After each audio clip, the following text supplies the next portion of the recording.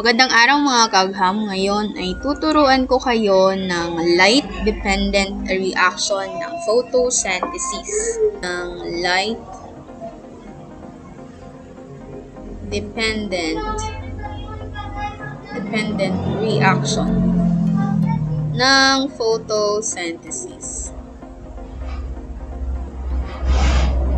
So, alam naman natin na ang photosynthesis is the process of the plants to generate their own food. So, it is not like more than that. So, hindi lang ganun. So, alam natin ng photosynthesis ay nag-o-occur sa may chloroplasts. Of course, sa plants lang ito nangyayari. So, specifically sa may thylakoid portion ng ating chloroplast. That is the stalk portion ng chloroplast. So, kung i-microscopic natin ang thylakoid, ito yung kanyang itsura. So, meron tayong mga membrane-bound protein. Itong photosystem 2, mga electron transport chain, then photosystem 1, and another electron transport chain, and ATP synthase. So, ito yung mga membrane-bound protein natin na makikita sa thylakoid.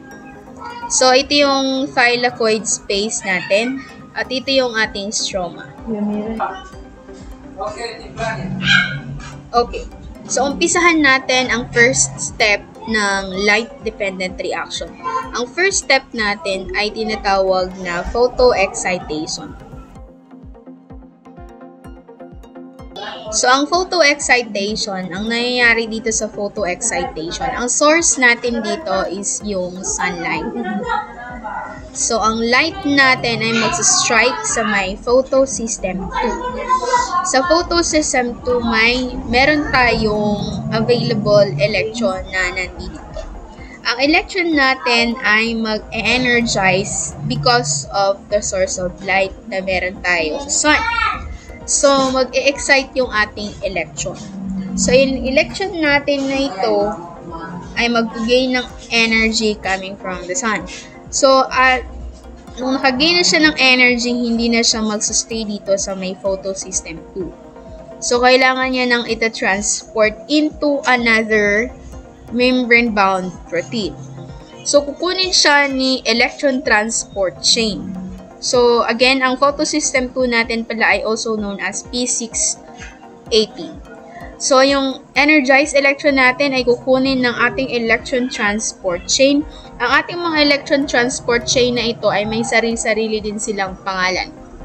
Ngunit hindi na natin nilagyan ng pangalan para mas madali nating ma-explain yung process ng light-dependent reaction. So, tatawagin na lang natin siyang ETC, Electron Transport Chain. So, kukunin na yung electron dito, dadaan siya dito sa mga electron transport chain, papunta dito sa ating P700. So, mapupunta na yung energized electron dito sa may photosystem 1, also known as P700. So, yan yung second step natin, which is yung ETC, electron transport chain. So, during sa process na ito, habang dumadaan yung electron dito sa ating electron transport chain, nagre-release siya ng energy sa may thylakoid.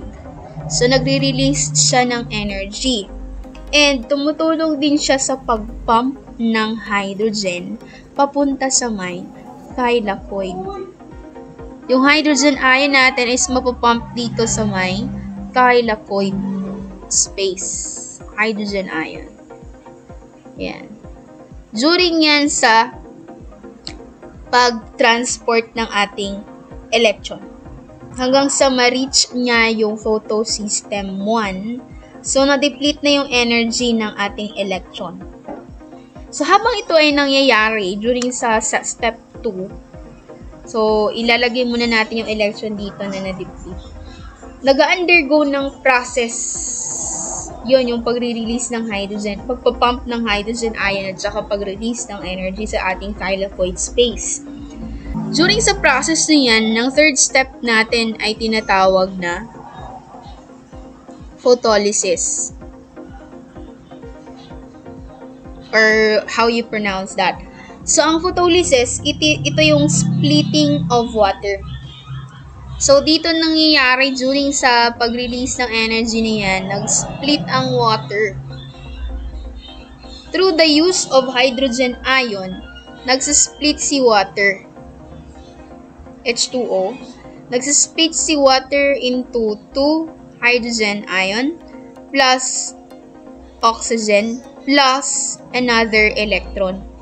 So, itong hydrogen na ito, sumasama yan siya dito sa hydrogen ion. Yung oxygen naman is nare-release sa atmosphere. Yun yung mga ginagamit natin na human. And then, may nare-release din siya na electron. Meron ding na-split na electron during the splitting of water. Yung electron na ito ay bumabalik sa may photosystem natin. A photosystem membrane-bound protein natin. Again, yung hydrogen ion natin ay sumasama sa pag-release ng... yung hydrogen ion natin is high concentrated dito sa ating thylakoid space. And dito sa ating stroma, ang ating hydrogen ion is low concentrated. Next to that is yung next step natin na tinatawag na chemiosmosis. That is chemiosmosis. I don't know if this is a correct spelling, so correct me if I'm wrong. Chemiosmosis. So, ang chemiosmosis, ito yung process na pushing down the hydrogen ion papunta sa may ATP synthase. Itong mga hydrogen ion na ito is mapupush down papunta dito sa may ATP synthase para i-create yung ATP. Of course, that is an ATP synthase from the name itself. So, dito sa process na yan, itong hydrogen ion na ito ay tumutulong sa pag-generate ng ating ATP. So, meron tayong 1-phosphate plus ADP that will release ATP. So, si hydrogen ion yung tumutulong para ma-generate yung ating ATP. Si ATP na ito ay gagamitin sa another reaction process. So, that is process na tinatawag natin na reduction. Tinatawag natin na reduction. That is step number 5. Then, next to that is balikan natin yung electron na na-deplete yung kanyang energy. So, babalikan natin. So, another source of light coming from the sun. So, mag-strike dito sa may photosystem 1. And then, ma-excite ulit yung ating electron. So, mag-gain ulit siya ng energy. It is because of the light na nag-strike dito sa ating photosystem 1, also known as P700. So, magkakaroon ulit ng energy yung ating electron. And then, it will be transported again, ETC, using this electron transport chain. So, instead na saan siya pupunta, yung electron na yan ay tutulong para ma-generate naman yung another product that is the NADPH.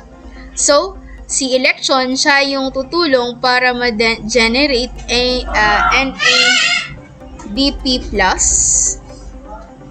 para ma-release yung ating another product that is NADPH.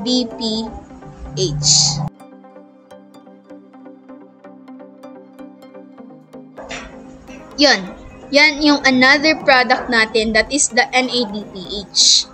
So, it will be used again for another reaction that is the light-independent reaction. So, yun yung gagamitin. Marirelease ulit siya sa stroma.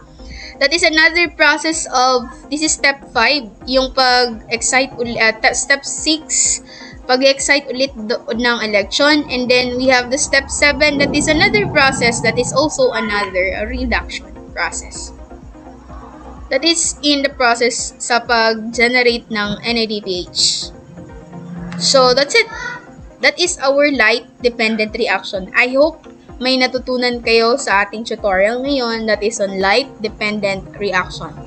Before we end, I would like to take this opportunity to shout out my student, that is Artfield Aguilar 9751, for always commenting on my, I don't know if it is always, but thank you for being my number one fan here. So thank you. That is for Artfield Aguilar. Shout out to you. This is my student from the school where I am working.